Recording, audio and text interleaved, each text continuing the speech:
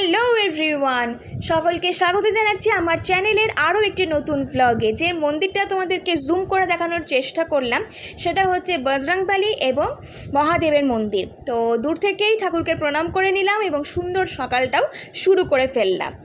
প্রথমেই জানিয়ে রাখছি আজকে হচ্ছে আমার জন্মদিনের সকালবেলা এবং বেঙ্গলি ডেটটা আমরা ঘরোয়াভাবে বাড়িতেই পালন করছি, একদম বাঙালিদের মতো করে। তো প্রথমেই অর্পণ সকাল সকাল ঘুম থেকে উঠে পড়েছে এবং যাবতীয় কাজকর্ম শুরুও করে দিয়েছে। আমার থেকে ফুল এক্সাইটমেন্টটা রয়েছে আমার অর্পণের, এবং গতকাল রাতে ফুল প্রোগ্রাম করে রেখেছে কি কি রান্নাবান্না হবে এবং স্টেপ বাই স্টেপ আর কি কি হতে চলেছে, যেটা তোমরা একটু পরে জানতে পারবে। এই গাছটা হচ্ছে আমার ব্যালকনিতে রয়েছে, এটা আমি বাড়ি থেকে নিয়ে এসেছিলাম। ভীষণ সুন্দর এখন ফুল ফুটছে। শীতকাল যতদিন ছিল ততদিন একটাও ফুল ফোটেনি কোনো গাছে, আর যে মুহূর্ত থেকে গরমকাল শুরু হয়ে গেছে গাছ ভর্তি ফুল আসছে, ভীষণ ভালো লাগছে। আবার এই কারি পাতা গাছটাও বাড়ি থেকে নিয়ে আসা হয়েছে, মরে যাওয়ার মতো অবস্থা হয়েছিল, অনেক রোগ হয়েছিল, তো ভালোভাবে ওকে ওষুধপত্র দিয়ে সুন্দর করে ওকে বাঁচিয়ে তোলা হয়েছে।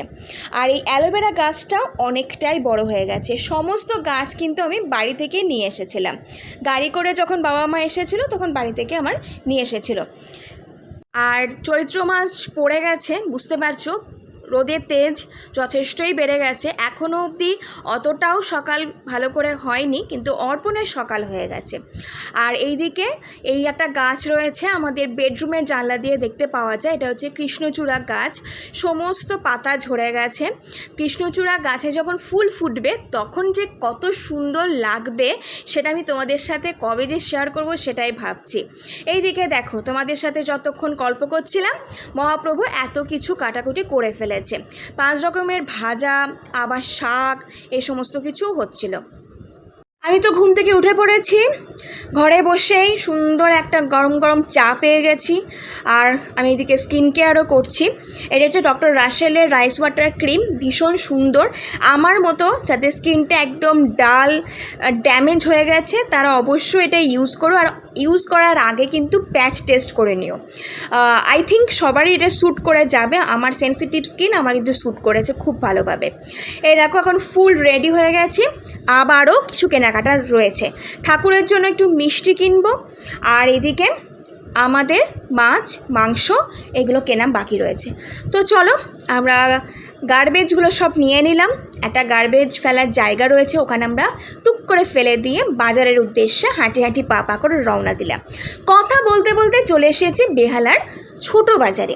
এখানকার মাছ এবং সবজি ভীষণ ফ্রেশ থাকে। আমরা চেষ্টা করি এখান থেকে বাজারটা করার, কিন্তু যদি বাই চান্স না পাই তখন মেন মার্কেটে যেতে হয়। আর ওখানকার বেশিরভাগ মাছ বরফ একদিনের বেশি 2 দিন থাকলে কিন্তু ওটা পচে যায়। তো আমরা বাড়ি চলে এসেছি। দেখো চিংড়ি মাছ, কাতলা মাছ প্লাস চিকেন সমস্ত কেনাকাটা হয়ে গেছে। এসে ধোয়া পরিষ্কার করা ডান, ম্যারিনেশন করাও কমপ্লিট হয়ে গেছে, এবং আরও যা যা হতে চলেছে ভাবনার বাইরে। ওর রেসিপি অসাধারণ। ওর রেসিপি অনুযায়ী তোমরা যদি রান্না করতে চাও তোমরা নিজেরাও ঘাবড়ে যাবে যে কখন কোন মশলাটা ও দিচ্ছে, সেটা সেইভাবে হিসাব করে দেয় না বা নিয়ম মাফিকও দেয় না, কিন্তু রান্না খেতে অসাধারণ হয়। তার মানে এটা নয় যে ও সেফ, ও অন্য ডিপার্টমেন্টের রয়েছে, অফিসিয়াল ডিপার্টমেন্টে রয়েছে, কিন্তু ওর রান্না খুব ভালো করে, খেতে ভালোবাসে, রান্নাও করতে ভালোবাসে। তো যথারীতি আমারও স্নান হয়ে গেছে, অর্পণেরও স্নান হয়ে গেছে, ঠাকুর পুজো দিতে চলে এসেছে, এবং বউয়ের জন্মদিন বলে কথা একটা অন্যরকম পুজো হতে চলেছে। এখানে ঠাকুরকে মিষ্টি দেওয়া হয়ে গেছে, জল দেওয়া হয়ে গেছে, আর হ্যাঁ আমাকে আশীর্বাদ করার জন্য কিন্তু ধান দুর্বও এনেছে, যেটা ঠাকুরের কাছে আবার আলাদা করে একটু রেখেছে। ওটা ঠাকুরের আশীর্বাদ নেওয়ার পরে উনি আমাকে আবার আশীর্বাদ করবেন। তো এই যে উনি পুজো করতে শুরু করে দিয়েছেন, এই ক্লিপটা আমি নিলাম কারণ একটা সময় আমি শুনেছিলাম যে অর্পণ ঠাকুর বিশ্বাস করে না, ঠাকুরকে সেইভাবে প্রণাম করে না, পুজোও দেয় না, মন্দিরেও সেইভাবে যায় না, হয়তো ঠেলায় পড়ে কোনো সময় যায় বা কারোর জোর জবরদস্তিতে হয়তো প্রণাম করে।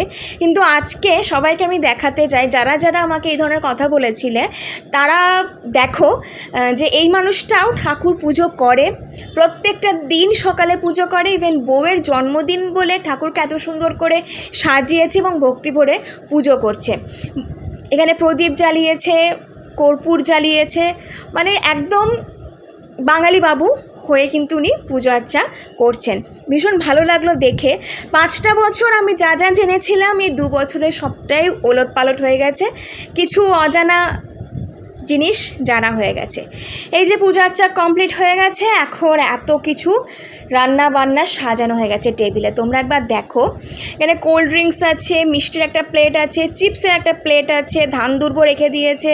এখানে রান্না হয়েছে চিকেন, এটা মাছের আইটেম করেছিল, এটা সর্ষে মাছ করেছিল, স্যালাড আছে, 5 রকমের ভাজা আছে, সরি 5 রকম না, ওটা 9 রকমও হয়ে গেছে, পায়েস আছে, জল আছে, সমস্ত কিছু আছে। আর ওর স্পেশাল আলু পটলের তরকারিটাও রয়েছে। তো এই যে উনি রেডি হয়ে গেছেন, আমি ক্যামেরাটা সেট করে বসে পড়লাম এবং এই ড্রেসটা আমাকে জন্মদিন উপলক্ষে দিয়েছে।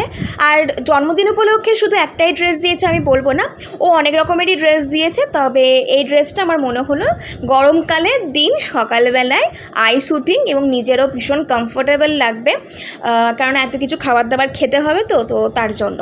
তো এখন ঠাট্টা ইয়ার্কি খুনসুটি করতে করতে আমাদের আশীর্বাদ পর্ব চলছে। আর সবথেকে বড় পাওয়া হচ্ছে, আমার জন্মদিন কোনো দিন এরকমভাবে হয়নি। যবে থেকে বিয়ে হয়েছে, এটা আমার 3 বছর চলছে, তো 3 বছরেই আমার এইভাবে জন্মদিন পালন হচ্ছে। আমার ছোটোবেলা থেকে অনেক ইচ্ছা ছিল, বন্ধুবান্ধবদের দেখে আমার ভীষণ ইচ্ছা করতো, কিন্তু আমি মুখ ফুটে কোনো দিন কাউকে বলিনি যে আমার এই রকমভাবে কিছু চাই। আমি আমার চাওয়াগুলো কোনো দিনই কারোর কাছে প্রকাশ করিনি বলে কোনো দিনই বোধহয় সেইভাবে পাওয়া হয়ে ওঠেনি, কিন্তু পরবর্তীকালে পাওয়া ছিল। তাই আফটার ম্যারেজ আমি অর্পণের দৌলতে এগুলো পাচ্ছি এবং ভীষণ ভালো লাগছে এইগুলো পেয়ে, লাইফে ফার্স্ট টাইম। এটা নিয়ে 3 বছর হয়ে গেল ঠিকই, তবে একটা ইয়ারে এক রকমভাবে হয় এবং ইংলিশ ডেট আমরা বাইরে কাটিয়ে আসি, তো বেঙ্গলি ডেটটা আমরা এখন বাড়িতে কাটাচ্ছি। আশা করছি তোমাদের এই ভ্লগটা ভীষণ ভালো লাগবে। ও সুন্দরভাবে আশীর্বাদ করলো, পায়েস খাইয়ে দিল এবং মিষ্টি মুখ করিয়ে দিল। আমার বহু দিনের ইচ্ছা ছিল, কিন্তু যেটা হয়নি বিয়ের আগে, সেটা বিয়ের পরে হলো। আজ আসি, বাই।